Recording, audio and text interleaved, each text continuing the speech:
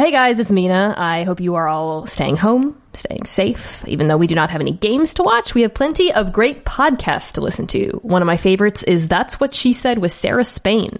This week she talks to Basketball Hall of Famer Charles Barkley about how Moses Malone taught him to stop being fat and lazy, his fractured relationship with Michael Jordan, and his memories of playing against the Bulls of the 90s. You can find That's What She Said wherever you get your podcasts.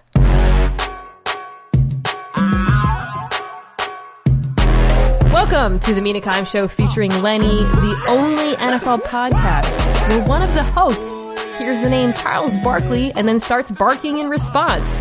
I did not get an NFL Hall of Famer on my show today, but I think I got something even better. Spencer Hall, college football expert. I think it's been exactly a year since you appeared. Is that right? I think so. We almost got off to a great start there because I almost busted out laughing when the advice "stop being fat" came out of your mouth. I wonder how that was couched from Moses Malone to Charles Barkley. Was it just stop being fat, or was it like a subtle nudge? You know, like, hey man, maybe try like a Diet Coke every now and then. Nothing was subtle about Moses Malone. It was straight up stop being fat. Also, you had to think Moses Malone knew Charles Barkley and understood that the gentle on-ramp onto this was not the way to go. No, it was just going to be straight on. Because if you're going to tell Charles something, remember, Charles got his job by telling a table full of TV execs, and I quote, "Y'all suck." So I think it went straight down the pipe. Yeah, straight down the pipe. Speaking of that, so it's been a year, Spencer, since I had you on, because this is the time of the year when NFL folks like myself, start pretending like we know about anything about college football. And, I know a little bit. Like most folks, I watch the big games, the big teams. I unfortunately am it's not unfortunate that I'm a Washington Huskies fan. I guess it'll be apparent that it's unfortunate when we start talking about Jacob Eason. But I miss a lot. We all miss a lot. And that's why I need people like you who actually watch it very closely and can give us, like hipster picks and comps and that sort of thing to come on and set us straight about college players. What is the number one thing that NFL people screw up when we try to talk about college football? Let's start there. I'm so glad you asked a question that flattered my worldview in particular. That's great. Because I will offer, by the way, I'll offer the thing after this as a counter, the thing that college people screw up about projecting to the pros, right? But to answer your question first, the first thing that people in the NFL consistently get wrong is this. They ignore the tape. And they'll find things to pick apart and they'll line them up at the combine, which I'm kind of a combine defender. I think it's only fair to do that because, football is a sport that involves so many factors that you have to simplify your evaluations, right? There's so many different things you could pick up. You play against so many different kinds of people. The guy that you line up against might end up being an accountant in 3 years, or they may be an all-pro, right? They're probably not going to be both, but you never know, right? But it's very important to respect that, but at the same time go, when you see a guy like one of my favorite cases was Derek Barnett, I couldn't explain to you why he worked, but he was always in the right place. He had great football instincts and he was always an impact player. So when people would nitpick or say, well, I don't know, the Eagles reached on him. No, not in the least. That dude was 100% the dude every time he took the field. Now, by the way, that's a very quantifiable thing. It's not just me saying, oh yeah, he's the dude. That's the man. You'll get it. You'll draft that guy. No, it's not like I'm not trying to con anyone into drafting somebody like that. But generally, when the numbers are on somebody's side and a team is hedging on taking this guy, go ahead and do it if the bulk of his career correlated with immense success, right? Yes. So, it's also worth noting Derek Barnett trained by Jalen Ramsey's dad. That's all you really needed to know, right? So 100% a dog, right? Like dog rating, 100%. Oh, dog rating. That's something that Lenny can contribute to this podcast. I think you're right about all of that. And it's also, this is silly season. I mean, when you start seeing mocks that have CJ Henderson above Jeffrey Okudah brief structure, brief housekeeping. We're going to talk about the quarterbacks, the first half of this, and then we're going to talk about some other fun players. But I want to talk about the quarterbacks, and I want to start with one of those silly or crazy or I don't know how to feel mocks, or not. The mock isn't crazy, it's the notion. And so Mel Kiper, his mock, it's not based on, how he's assessing these players. He's mocking where he thinks they're going to go. And Spencer, Herbert jumped Tua today. I'm struggling. I had struggled, like, it was hard for me to even get those words out of my mouth in that particular order. So I have actually watched a fair amount of Justin Herbert, being a Pac-12 viewer. And Tua is also a player I've watched a lot about, and look, again, it's about teams and what they're saying and whispers, and Kiper had Daniel Jones going early, so there's a realistic shot now that is happening. My mind exploded when I saw it. Is there any defense for that notion? I don't know. I just, other than, the medical stuff and some secret medical information that you and I don't have. Yeah, barring, given it, like all things being the same, there's really no defense for it. There is this. The notion that Justin Herbert prototypically looks more like a standard NFL quarterback of the past and maybe has a higher ceiling than Tua. That's it. That's really the only reason to take Herbert higher. And it would really only make sense, I think, if Herbert were underrated. If you were saying, well, he went from the fourth round to the third, or from the third to the second, and we thought, well, he's got room to grow and we can take a flyer on him because our organization is in a very good position to do that. Sure, go ahead. Take Herbert in that case. Jumping a guy who, in his comeback workout tape, was described by Trent Dilfer as being one of the most impressive workouts he's ever seen. I know Trent Dilfer, by the way, because he's a very excitable man, and I love that about him. Could be prone to slight hyperbole. I don't think anybody who's watched Tua play for the past 2 years for Alabama is going to disagree with that. And I think there's this. If you've watched Herbert play, and again, this is where, like, okay, you don't ignore the tape.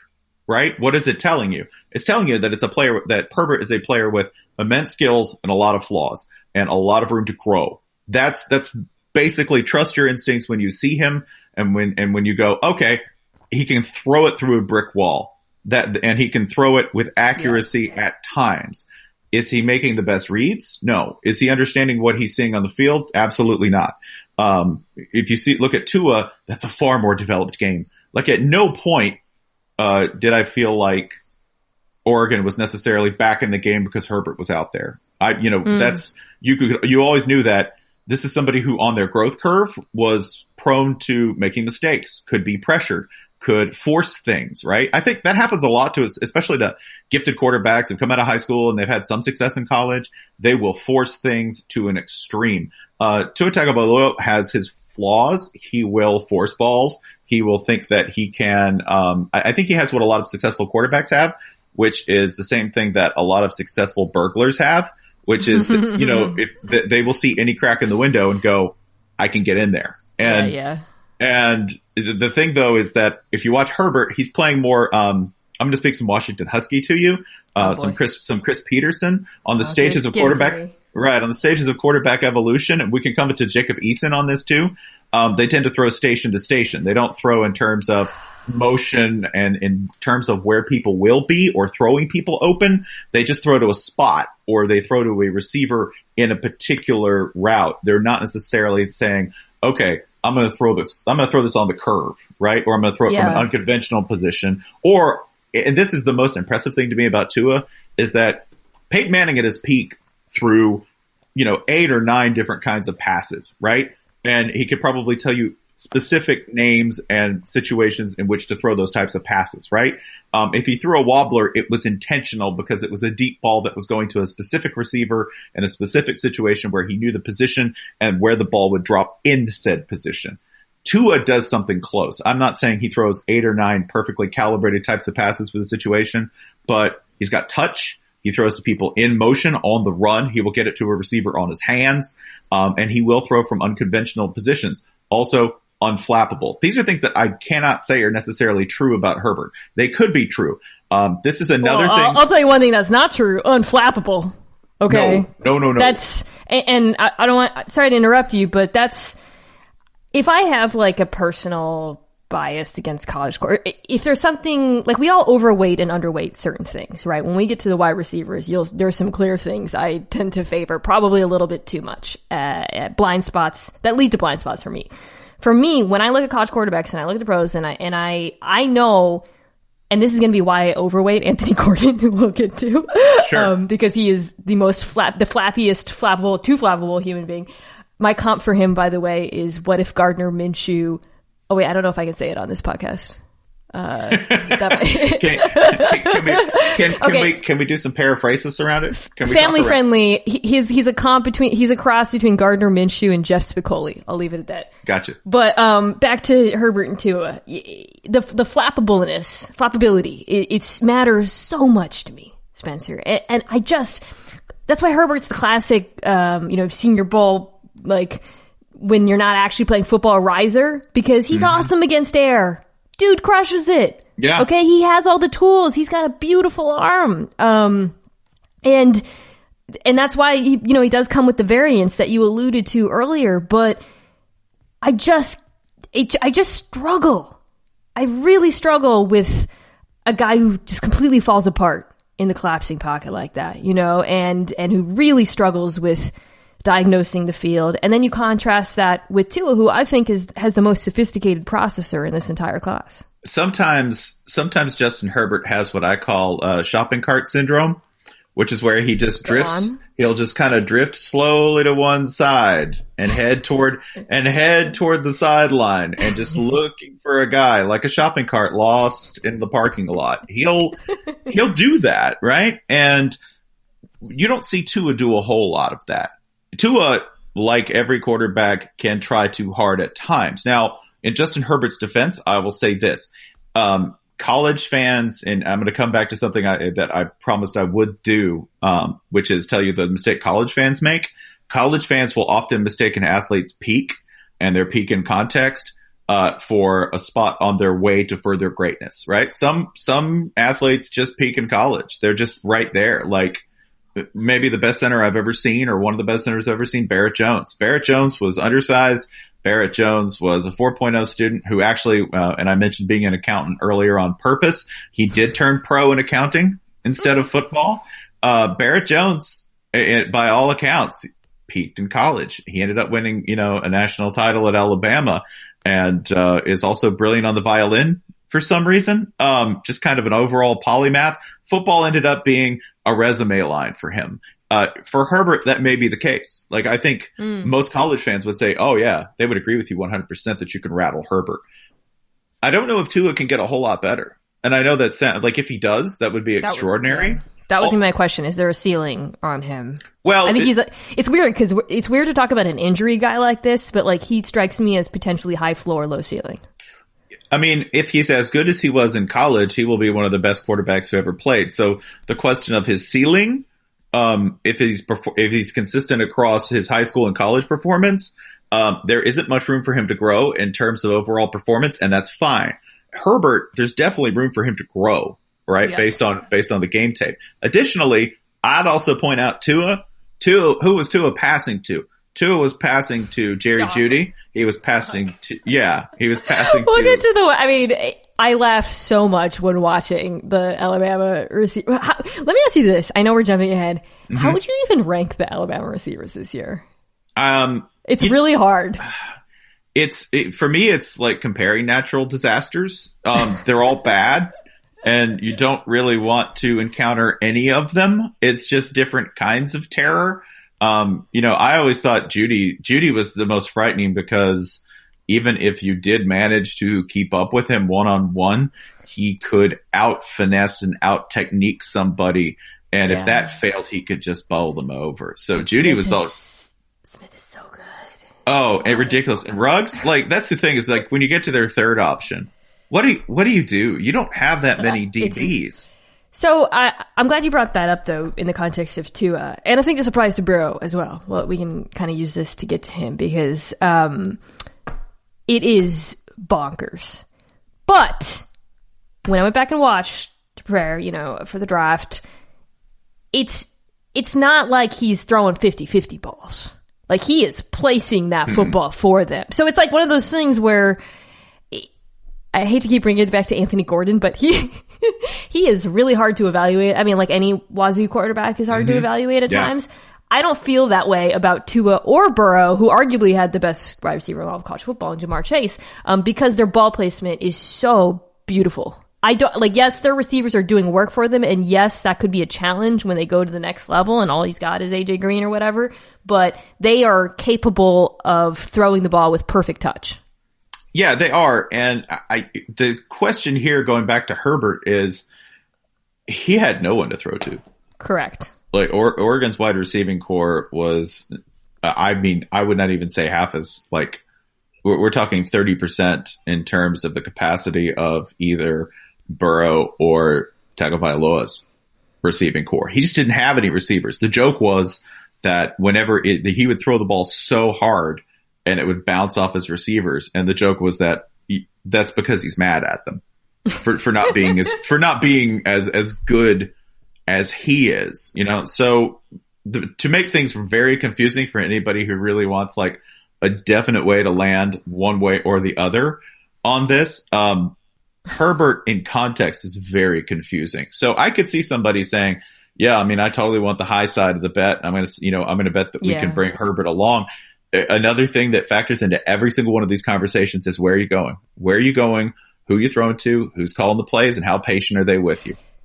It's interesting to think about college quarterbacks and the impact that playing with elite receivers has on their development, right? Mm-hmm. Because we talk about Burrow and Tua and how, yes, they played with like insane Jamaican bobsled relay team, whatever. That was a weird comp because the Jamaican bobsled team wasn't dominant. I regret that. They're playing with the Warriors out there. And yet we say, well, but they're placing the ball well too. But those things go hand in hand, right? Like as a young quarterback, you have the confidence that your receivers are going to get it. So that doesn't necessarily mean you're just going to be throwing 50-50 balls. It means you develop the confidence to take risks and you hone your craft. Whereas when you're like a Herbert or a Love and you have zero faith in the ability of your receivers, you can say, yeah, well, even if he has no faith in them, he's throwing terrible balls. Those things are related, I think. And I'm not sure, Spencer, like how that necessarily, like whether those are habits and tendencies that can be either in the case of Herbert and Love undone when they get to the NFL, or in the case of like a Tua and a Burrow, whether they might actually suffer because when they go to the NFL and they're not playing with dominant, skill players anymore. Yeah, and it's wild that you mentioned Anthony Gordon and Minshew, because this is another thing where you go, I'm pretty sure I know what this player is. Like from the start, wherever they are, and usually you'll mention them with a smile because, maybe they do take chances they shouldn't take. Maybe they do just have this unstoppable attitude about them. Maybe their toughness is so extreme as to become a liability. Guys like Minshew from the start at Wazoo was exactly what you saw on the field for the Jags. Not a guy with an overwhelming arm, but somebody who was going to get the ball out with confidence, right? Even if it was just, a lot of times at Wazoo, it was just like a 4-yard pass. But every single time he hit it, he hit it on the button and he hit it with swag. You can't teach those two things, right? Accuracy is the one thing that is just, this is Burrow, by the way, is a wild case because prior to this, in that offense that they were running when he got there and started at LSU, he wasn't particularly accurate. That was the knock on him. He was more of a Chuck and Ducker. Like he would run and kind of make something up. His insane record-setting, unprecedented accuracy this year, the greatest correlation for success in the NFL is being able to put the ball in a button, and he can do that. Tua can do that. I don't think Herbert can do that. Not yet. What you mentioned about Burrow, him only having one really good season. Obviously, you've heard this a million times. That's the biggest knock on him. And I've been trying to think of precedent for that, right? Because there are college quarterbacks who only started for one season. Your Haskins, your Murrays most recently. But to have a college quarterback who's only good for one season is actually pretty freaking unusual. I don't know how to weigh that, I suppose, just because he's, to me, a nearly flawless prospect in just about every way. He's so flawless, like it's not. I actually feel like we're not even really talking about him that much this draft season, because I don't know what, other than what I just said about, the one season thing, like I don't know what you say. He does this thing. This is my favorite thing. I know I mentioned flappability or unflappability being my favorite thing, but the other thing that I find the thing about his game that I love the most, and I think is so unusual in a quarterback his age. Well, he's old actually, but when you think about translating his rookie season, is his movement inside the pocket. He has this like prenatal sense for pressure and also for the angles he needs to take to get to his throwing platforms. And it's so amazing to watch Spencer. Like I don't know. I don't see any issues when I watch him. None. No, and a lot of that too. But that of one, he always looks like he has a cold. That's the only negative I have on him. He does have a lot of forehead. If you want a quarterback with a moderate amount of forehead, don't draft him. There's a tremendous amount of forehead on Joe Burrow. However, that may also be a plus because the helmet will more likely stick to the skin with greater security than the hair. So even there, he might be perfect. Burrow, I think the thing when you go, well, where did this come from? I think a lot of it was just management. That's it. This is an asset that was undermanaged. And mismanaged until they converted to the Joe Brady offense this year. Went 4 wide, went 5 wide at times, and really settled into that kind of Sean Payton Saints style offense. That when Joe Brady, it's wild. When Joe Brady came onto the staff at LSU, the big assumption was that they were going to start running these Joe Moorhead style run pass options, right? And it ended up that the RPO was way less of a key part of that offense than, the Saints passing game, than some basic pro concepts and 5-man protections and running out of those. They ended up doing something that looks a lot like the New Orleans offense and a lot less like, the Mississippi State or the Penn State offenses that Joe Moorhead coordinated. So, and they put Burrow in a position where he was really successful in high school, which was in the gun, looking forward and getting rid of the ball. The offense that they ran when they came to LSU was a very old school, some would say Neolithic approach to the game where, big play action passes where Burrow turned his back full to the defense and then popped his head up, which is something that quarterbacks are sometimes asked to do. But on the whole, you're looking at a lot more offenses in the NFL that run exactly what they were running at LSU. The quarterback only having one productive year, the last one I can think of that sort of is in bright lights in the memory was Carson Palmer, who I think... Oh, Carson Palmer, that's it. It's such a good example. Yeah, that prior to Norm Chow taking over as the offensive coordinator there under Pete Carroll, I think he was a sort of good but not great sub 3,000 yard passer. And then he has his Heisman season where he has, like almost 4,000 yards passing. But there are quarterbacks who fit the bill in a lot of different ways. There are quarterbacks who didn't necessarily even start, who end up doing well in the NFL, who didn't start in college. Just Tom Brady throwing one out there. You have 1-year starters like Cam, who I will take Cam Newton when he was at Florida. He threw high on 50 to 60% of his balls, just because that's a common thing young quarterbacks do, is that, with their release point and mechanics is that, they'll rush things and end up throwing high. So it's not entirely common, but it's also not unprecedented. Yeah. I'm not too worried about him with the Bengals. Partially because of what I mentioned. I talked about sort of the footwork, the subtle movements, how good he is at eluding pressure and also reading it before the snap. I think I'd be more worried about scheme than protection there, which kind of cuts to what you were saying, right? Like my concern with Joe Burrow would be, is this offense perfectly calibrated to him, the Zach Taylor offense, more so than the offensive line, which does get, Jonah Williams back, and it's not going to be great, but I think that would be my concern. It's more about coaching than anything that he walks into. Yeah, and this year LSU did have a perfect storm of positives coming together, yes, and were able to do something that good football teams can do, but can't always necessarily do when they're playing teams that are as good as them. They ran 5-man pro. They ran 5-man protections for most of the year. It is bonkers how often they got away with putting 5 receivers in the pattern on every play. And now Burrow could get you those, right? And we're talking about another guy who ended up putting the ball where it was supposed to be with consistency, but doing it to a really great cast of receivers, your Jamar Chases, your Jeffersons, your Mosses, even Clyde Edwards-Helaire, which Clyde Edwards-Helaire had one of the coolest seasons I've ever seen a running back have, because Burrow wasn't the only player that really thrived and blossomed in that attack, right? And he wasn't the only player whose potential was unlocked by, putting them in situations that, again, pro players get to do.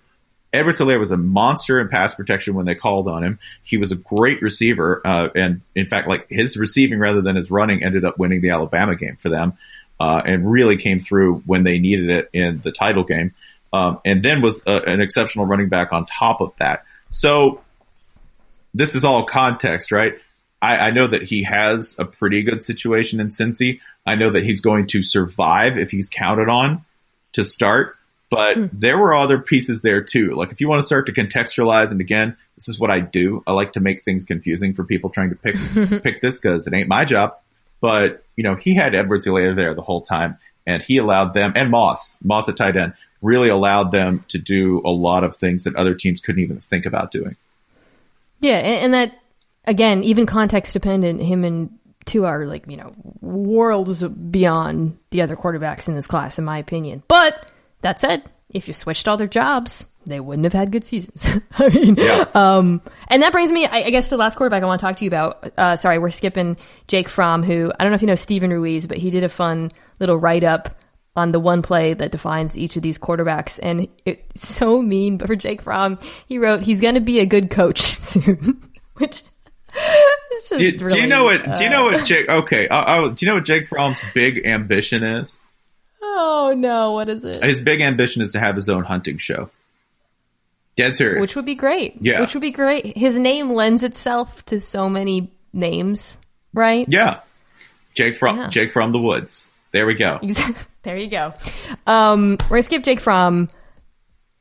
I'm going to give a gift, do a little self-care today, and we're going to not talk about easing. I want to ask you about Jordan Love. So I actually have him over Herbert, and he is a mess. Oh yeah. But he also is this isn't quite fair because Joe Burrow does this too, but he makes plays that just make me burst out uncontrollably laughing. Just straight up, like if I was in a coffee shop, people would look at me like I was an insane person. That he should not be capable of making. Where would you like to see him land? Because we're getting these reports now that some of the teams that don't necessarily need quarterbacks, right? Like your Green Bays, your Saints, your Patriots are looking at him, which is very fun. What would be your choice? Oh, Saints, by far. Where else? First of all, he's been in Ogden, Utah. Let's go ahead. Let's give a gift to him. Yeah, I want him to experience many different things. And I cannot think of a more different transition than going from Ogden, Utah to New Orleans, Louisiana. So I'm going to go ahead and give him that. I'll let him hang out with Alvin Kamara and just see where that goes. There's a lot of things I want for Jordan Love, and most of them involve being somewhere in the 504 area code. In addition to that, yeah, he's a mess, man. He's an absolute mess. Utah State is one of those places that every 3 or 4 years they will find somebody who ends up in the NFL who has no right being that good. Right? Chris Cooley, were it not for injury, Chucky Keaton. Chucky Keaton was if you say Jordan Love, the first thing I think of is his predecessor, Chucky Keaton, who was an outstanding quarterback at Utah State, whose injuries really kept him from being he's a college cult hero, but he could have been a lot Bobby more. Wagner. Yeah. The God. Absolutely. And so I want to see Jordan Love in New Orleans. I want to see him in a place where he has a chance to get some of that wildness trained out of him. Like the bad part of that wildness, while also keeping the aggression.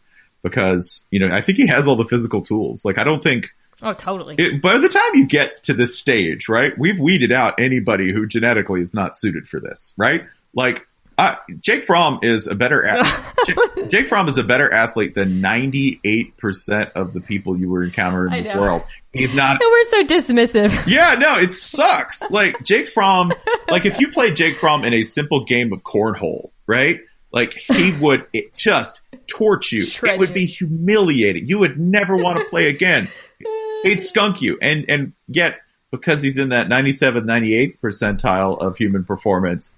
You just drop him like a bad habit at the draft. Like, oh yeah, no.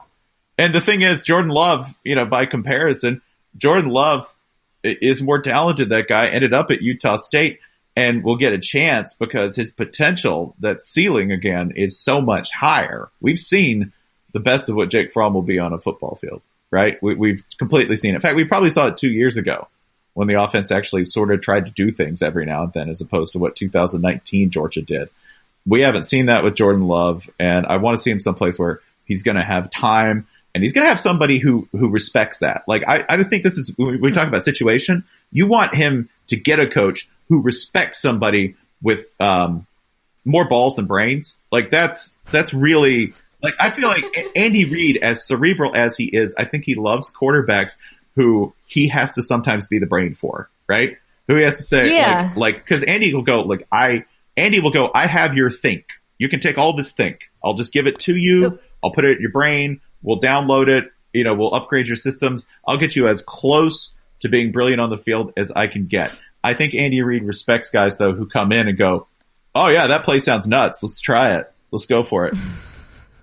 And if the Mahomes example comes up, right, with Reid and him having that year behind Alex Smith. And, Mahomes himself has said there were a lot of things about diagnosing coverages and reading defenses he didn't know coming into the pros. That said, his tape was a lot less crazy than Jordan Love's. Oh, a lot less. Like, he was much more sophisticated as a decision maker at that point. So he is raw, but he's exciting, and I love the Saints pit. There's so many other quarterbacks I want to talk about. We didn't even talk about Jalen Hurts, and all we did was make jokes about Anthony Gordon, and I'm like half kidding when I say I really like him, but we got to talk about all these other positions. So let's take a quick break.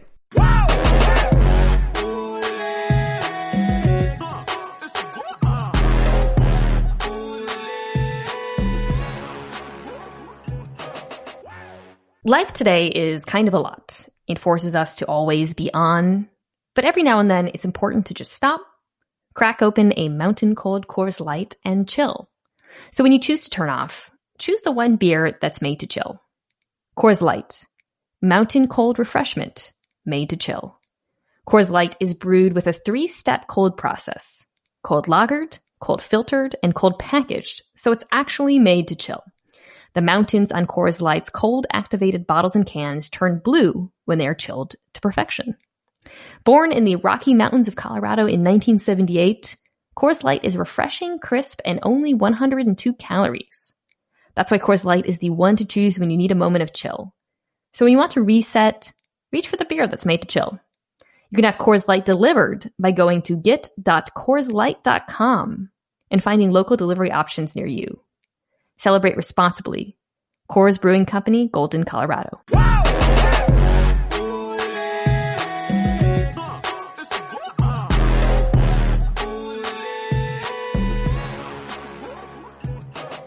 Question. Lenny, for your thoughts. All right, guys, Mailbag is back. Thank you, as always, for your iTunes reviews. Some excellent questions. We're going to just tackle a few of them here. This is going for you, Spencer. R. Turner, this is a good one, by the way, on the day after Christian McCaffrey signs a hilarious contract. R. Turner 16 asks, with recent years devaluing the running back,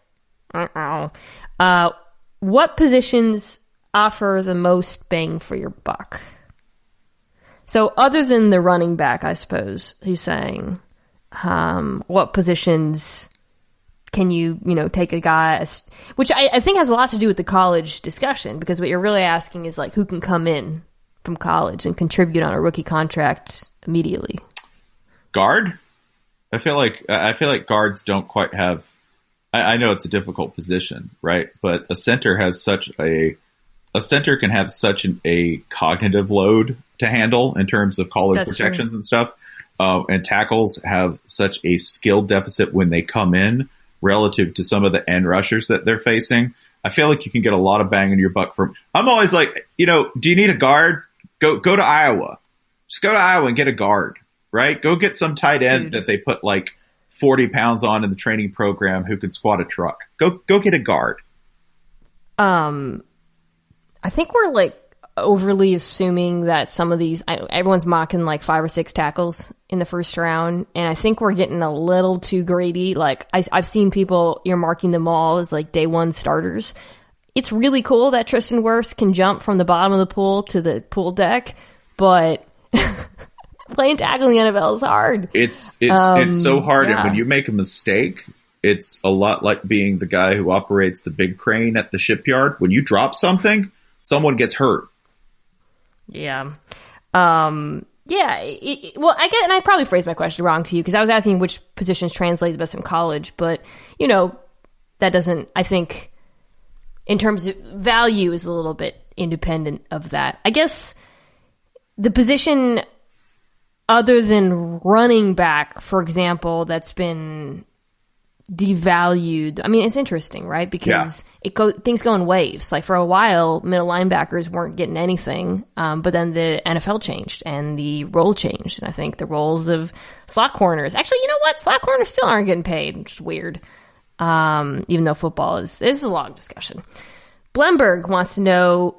Okay, so he was going to ask who the Packers should make a play for in free agency, a wide receiver, but turns out no one. So let me ask you this: which wide receiver would you give to the Packers? I love the idea of going completely away from your obvious buys and handing Aaron Rodgers Anthony Miller. That's what I want. Love Anthony. I love.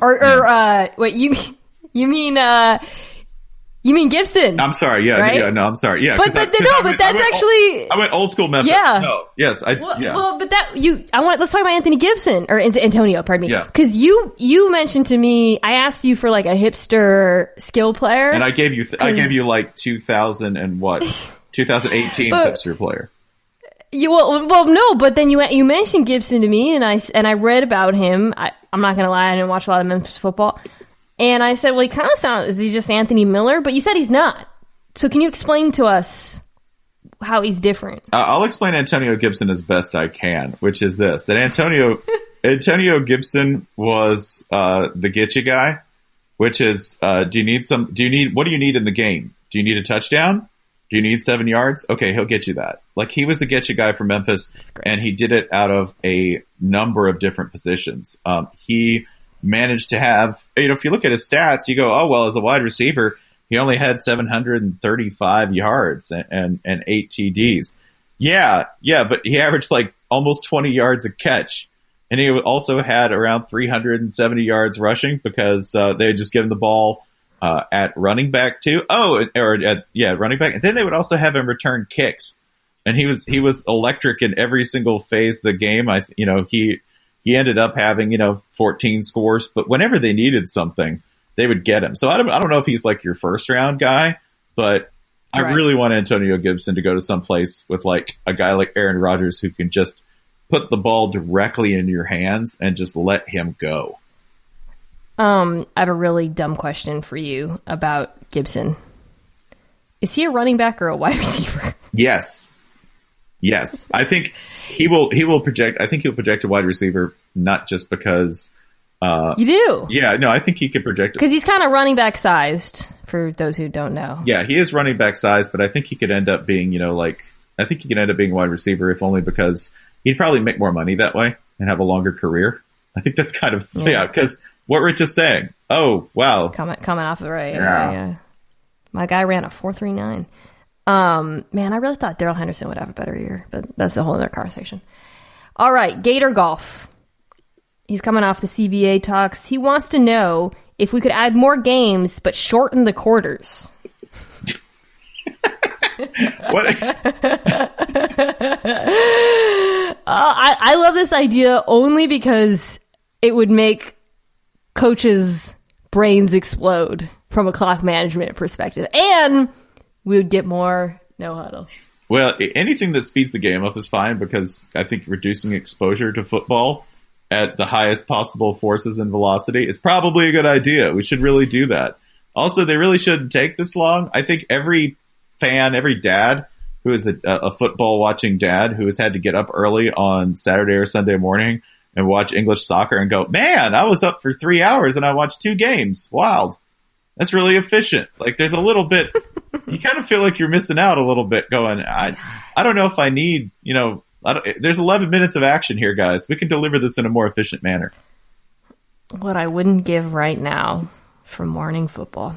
Last question. Zebra Master has a overtime idea for us. I get a lot of overtime ideas in the questions. Make it like soccer. Each team's kicker starts kicking field goals at the 20 and keeps backing up until someone misses. I mean, so I don't think people would like kicking to decide it. I'll just start there. You've already got some enemies with that proposal. Yeah, I'm not a big fan of letting the kickers decide, even if they're going to decide anyway under current things. I am a big proponent of the philosophy for overtime that all endings are equally irrational. If you don't end it in regulation, there's really no sensible way to end it. I like college football overtime. I do too. Everyone gets so angry at me when I say this. I think it's good. It's clearly better than the NFL. I don't think the NFL's ever had a good solution to this. I don't. Unless you just want a tie. If you really want to mess this up, bring back the tie. The tie is the only sensible solution to ending a game, and everyone despises it. But you have 60 minutes. What is the result at the end of 60 minutes? Is it a tie? Think about it. We only have ties because we've created hierarchies, right? So we can't have 2 teams finish like this. No, there has to be some kind of solution. There has to be some way to rank them, right? Your need for ranking and your need to make lists, America, has given us some of the stupidest solutions to ending football games imaginable. Capitalism. What kind of ratings would this kickoff do now? Oh, it would be so rough. Can you imagine, by the way, like a more boring ending to a game than rolling your kicker out there? A guy everyone on the team sort of has. No, I mean like now, Spencer, like April 14th, 2020, it would shred. It would shred. I would do the pregame. They'd be like, Mina, ESPN would be like, we go for the kickoff pregame show. We go to Mina Kimes on her TVU in her office. I mean, if I'm that kicker and they institute this and they roll that out, right, in a pressure situation, I'm not talking now. Oh, now we'd watch that all day. We might watch kickers just like play horse in their backyard against each other. People at the network. You can make this happen. All right. Let's get back to the college stars and the draft. And I'm going to ask you a question. Okay. Like at the end of the season of The Bachelor or The Bachelorette, when the Bachelor or Bachelorette is like, I never thought I'd be in love with 2 people. And you're like, no, that doesn't happen in real life. How can you obviously have a favorite from the beginning. You're lying. And they're like, no, every day I wake up and I'm in love with one of these guys more. That's how I feel about Jerry Jeudy and CeeDee Lamb. I truly have gone back and forth every day switching the rankings. I don't know what to do. Spencer, solve this for me. Okay, so we need to go, you're either going to go Jeudy, correct? And who's our 2? Yeah, Jeudy or CeeDee. I would go Jeudy just based on the polish. The polish and the strength. I cannot emphasize how unfair Jerry Jeudy's strength is. He is a ridiculously brawny individual for being built as he is. So I don't think you can go wrong with that. Also, I don't think you could go wrong with CeeDee Lamb as well. Right? But in terms of when I'm trying to guess what will be more successful immediately at the pro level, which wide receivers can be. You want to talk about somebody who can walk in and just contribute immediately. It's a wide receiver. And that is in large part because It is in many ways a young man's position. You can be successful as an older player there. You can be dominant as an older player there.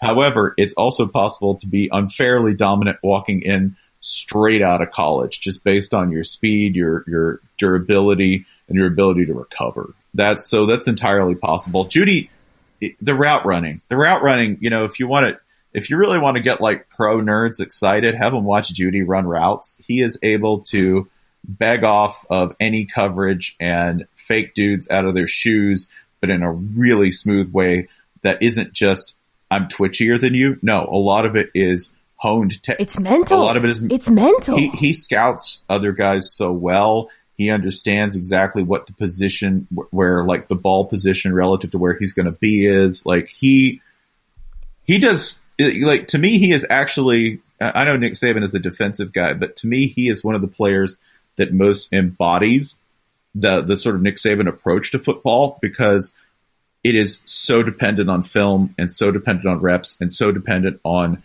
clean, precise technique. It reminds me a little bit of watching Luka Doncic play basketball, where his knowledge of like the angles of the universe is so advanced that you kind of feel like he's like watching the same stream as us, but he's like 0.5 seconds ahead. That's how I feel watching Jerry Jeudy run routes. Like I don't know how to explain it, but I think you're so right to point out it's not just like athleticism and twitchiness. And he is athletic and he is sudden and he is twitchy, but it's not that. It's like a veteran. Honestly, it's like watching Darrelle Revis defend. Like I think he is the best college route runner I have ever seen. Now Lamb has better hands, obviously. You'll hear that a lot. You will hear the Nuke Hopkins. It's OBJ or Nuke Hopkins. I don't know. They're both great. I would like both on my football team. They both can run every route. They both can play all across the field. It's just, I don't think you can go wrong. I don't. I saw a ranking that, by the way, that had Jeudy outside the top 5. It's like, I know I'm really rolling out the easy straw man for us knockout, but that was insane to me. I don't know. I have seen people, Spencer, start putting Ruggs in there, and I'm like, nah, dude, he's not. These two are on a different. To me, they're in a different plane. No, if you put Ruggs in there, it's because you're getting your Al Davis on, and you're thinking, oh man, that guy, him sure am fast. Yeah. It's just caveman, like the caveman appreciation for speed that sometimes seizes GMs and lets them take a guy who may be unproven, but I don't know. Said he ran a 4.15. It must be legit, you know? I mean, and I'm not dissing Ruggs, by the way. Ruggs is 100% just a nuclear burner in terms of open field speed, but he can't do one. I don't think he has the polish of either of those receivers, and he certainly doesn't have, I think, the open field danger of a CeeDee Lamb, which, if you want to go like what the difference between those two is that, you know, Jeudy will embarrass you in terms of outclassing you, and CeeDee Lamb will embarrass you in terms of making you realize that you are an inferior athlete who doesn't move as quickly or think as quickly, right? I think that's so accurate. I think with Ruggs, he's benefited a lot from everything you're describing. Like NFL Brain has said in a little bit. By the way, I think he's a clear number 3. So it's not like, he's awesome. Yeah. He has fewer deep catches than Jeudy, though. Jeudy's fast. Yeah. I think Ruggs has benefited a lot from, like, if you ask NFL fans today, if you put all the elite receivers in front of them, the names of the elite receivers, and you ask, like, okay, who you want to build a team around? A lot of analysts and fans will see Tyreek Hill's name and say, man, if you have Tyreek Hill, I see what he does to defenses. He completely changes the way you defend football, and he makes everything else so much easier because he tilts the field so much. And I think that's true, and I think that kind of thinking is benefiting Henry Ruggs right now. But we forget that, Tyreek Hill has Patrick Mahomes, which makes everything different when you think about that, when you think about him and his field tilting ability and whatever. And B, fast guys come into the NFL all the time and don't do that. John Ross. I mean, and I think Ruggs is a better route runner than John Ross, but it's not a sure thing. So I don't think it's like a no-brainer necessarily the way some people do. No, and the nice thing is that I think the talent pool at this position is deep that you could miss and still hit, right? Totally. That's like if you decided to take Ruggs, I think that you could end up being in a great position anyway. If you reached and you grabbed Antonio, I think you would be fine eventually there. I don't think wide receiver is the place where you're going to end up making a massive mistake. I think quarterback is the one where you can definitely make a massive mistake, and you might make a mistake you really enjoy, like I don't know, a certain quarterback from Utah State or a certain quarterback from Washington State who might be real fun and inspire a lot of affection, but maybe not a lot in the terms of efficiency. Give us a wide receiver other than because everyone knows this is the second and third rounds are insanely deep, and there's so many fun guys. Who of that sort of next tier after that top three that we talked about do you particularly like? God, in terms of wide receiver, he was for a while just the best bad ball receiver in college football, but now he's just more of an overall guy, not coming out of nowhere, but T. Higgins from Clemson. Is fantastic. I'm a big sucker for multi-purpose guys. So Laviska Shenault out of Colorado. This is another guy who, as a college fan, I would just say, trust us. Just trust us. Yes. Just take. My comp for him is Debo, who is that exactly what you just described. Right. Just take it, man. Just take it because he was again, a get you guy. He was, whenever Colorado needed something, you put Laviska there, and Laviska Shenault would get whatever yardage and or points you needed at the moment. So in terms of a guy who was on a less than great team, kind of out of the way, and did nothing but perform and produce for multiple seasons, Laviska Chenault's there. I'll also say that, like, on if I can be a homer, Van Jefferson Jefferson from Florida just didn't really have the quarterback to get him the ball consistently and in the manner that I think in that offense he could have gotten the ball and could have produced. Van Jefferson is, I think, somebody who you could steal and get some really good production out of immediately. Those are some really fun names. T. Higgins is, so earlier I mentioned I have like certain proclivities, like when it comes to quarterbacks, I like the chill.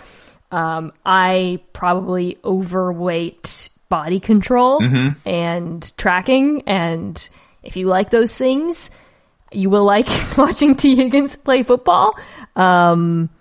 He is, he's imperfect. I mean, he obviously doesn't have that top end speed, right? Or explosiveness necessarily. But I think, like, for a red zone target in the right offense is just so much fun. Shenault, he's an interesting one just because he's had the injuries and obviously the surgery this spring. And I'll be very curious to see, Spencer, like, whether this whole, the pandemic, whether he's a guy who's going to fall because of that. And God, I would love my Seattle Seahawks to get him if he does. I mean, if he's victimized by that. That's a factor that nobody's really had to deal with yet. That I think will inevitably get. I think that'll inevitably cloud a lot of people's ability to evaluate accurately, and we'll end up with people who, years from now, we will say, "How on earth did they fall this far? Like, how did they end up with that particular team in this moment?" Because obviously they're clearly so, we're talking about wide receivers. These are all like pretty blue chip and fairly, some dude from the MAC who is like a fifth rounder will end up being like the leading receiver, right? In like 3 or 4 receiver, like, if you want to talk about who I favor, I always favor like some dude who's from like Kent State or some guy who comes from, like, so far off the map, it's not even funny. And ends up being like completely dominant at his position. Okay, so last question I have for you before we get to my questions for you is not about a sleeper, but I think it's a difficult question. What position should Isaiah Simmons play? Obviously depends on the team, but It is. What would you like to see him play? Oh God, I would like to see him. I would like to see him with the defensive coordinator who can understand how to flex him, right? So, can we get him in like that Pete Carroll hybrid spur? Is it called the spur in his system? Yeah. Well, so lately in Seattle, we have I don't know if you've been up on this, but we don't do sub packages anymore. So it's good times. That is an absolute shame. Yeah, he is so versatile, but I really like if I could get him in a position, I'd like to see him play something comparable to the hybrid linebacker / D end where you can sweep, because that's what he's good at. So put him in some position, like the other comparison that I would make is because he's got these freakishly long arms. He reminds me a lot of, not in terms of classic bulk, but he reminds me of the way Derek Brooks could play for the Bucks, where he was just so long and didn't misdiagnose the play and just got where he was supposed to get. So if you can find a position where he's going to nominally be a linebacker, but can slide between that defensive end and coverage, I would take that. But that takes a very particular mind, and that takes a very particular defensive coordinator who would be willing to use him like that. My comp for him right now is, what if Derwin James, Levante David, and Calvin Johnson had a crazy night and science had advanced to the point where 3 men could have a baby? Yeah, or they all fell into the same cloning machine, right? I don't know, it got crazy. That was less weird. I'm going to go with that. Yeah, if I have to do this on ESPN, I'm not going to do the crazy night thing. I'm going to do what you just said. Yeah, cloning machine. They all decided, I don't know, this teleporter, what could go wrong? Yeah, that's better than mine, which was creepy. But he is 6'4", 230 pounds.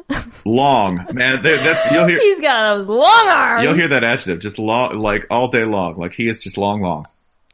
Maybe you throw in Thomas Davis is there too, partying. Cam Chancellor swung by. I would say he is a box safety who you've got as a big nickel, who you want to blitz him a lot too. Man, I'll be so sad if they don't blitz him a lot. 'Cause he's so nasty when he rushes the passer. Mm-hmm. He's positionless. By the way, he's being mocked right now. Mel has him to New York, which is, oh boy. Yeah. Let's hope he goes somewhere else.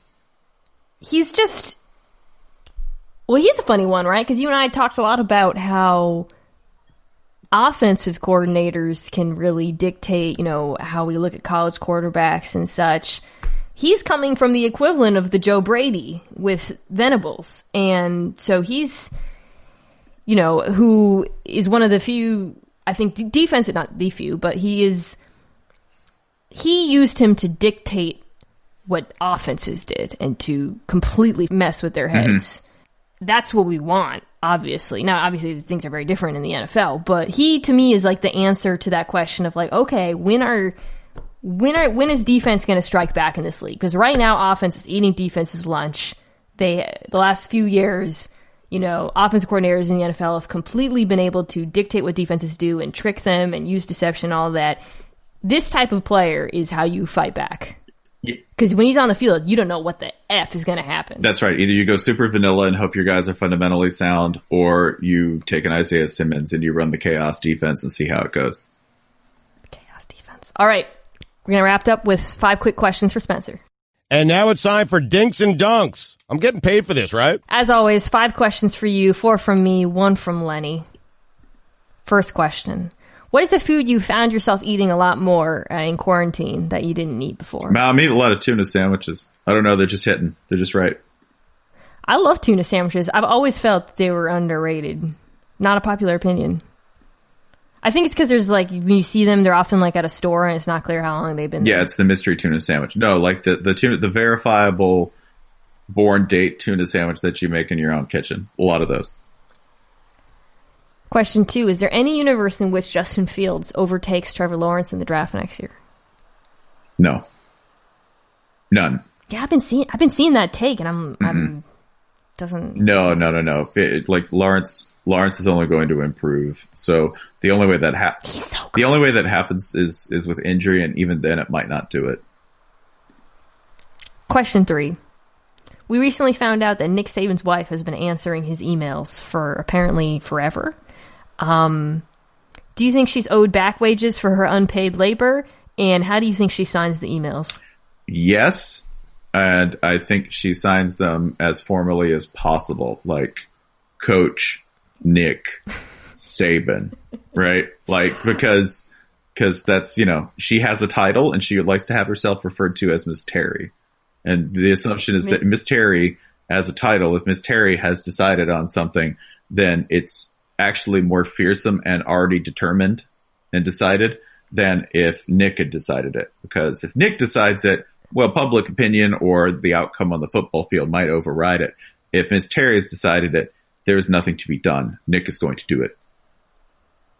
At what state, like, where is the line for when women aren't allowed to say, like, or be identified as, like, Miss my first name, like they do in the South? I think it's... Like, wouldn't it be weird if you encountered someone in, like, I don't know, Michigan who was like, yes, call me Miss Becky? Michigan, it depends. Or like, I certainly, like, if it was outside of a major metropolitan area, I think that's the bigger split. I think it's a population thing. True. It's generally like a population density thing. But most of the time, yeah, if you're below the Mason-Dixon, I think that's generally the line. I don't think I'm ever calling anyone from, like, Northern California Miss Terry. It's not happening. Just not. Yeah, that's a no. Question 4. Do you have a recommendation for something for people to watch? It is real basic, but it's been a quality of life issue for me in the positive. And that's, I've been rewatching King of the Hill. And it is, I cannot believe how hard they came out in season 1. Like they came out, it's not like they had any wind up, like Parks and Rec or any of those Mike Schur sitcoms. Typically they have like a warm up period of like a season to really get going. No, King of the Hill dropped and it was flames, and it was King of the Hill from the start. People are telling me my drawing and painting style is kind of like King of Mike the Hill. Judge. Yeah, you have a very Mike Judge unintentionally. Yeah, you have a very Mike Judge vibe. It's a very like Mike Judge was in punk bands, and that's really kind of like it's definitely like punk cartoon art. I love his style. Question 5, as always, is from Lenny. I don't do it in his voice anymore. I don't remember if last time you were on you got. I did. Yeah. I stopped doing that. He wants to know, as always, I'm not responsible for any, the questions he asks. He wants to know if anyone you've encountered over video chat since this all has begun and that you've met for the first time, assumed that your appearance was because of quarantine. No, I think that's probably worse. It's probably bad. The beard. So everyone just knows what's up. That everyone isn't like, oh, he just hasn't got a haircut or shaved. No, I think everyone's like, no, man, that's how he looks all the time. And again, that might be worse, Lenny, but it's the truth.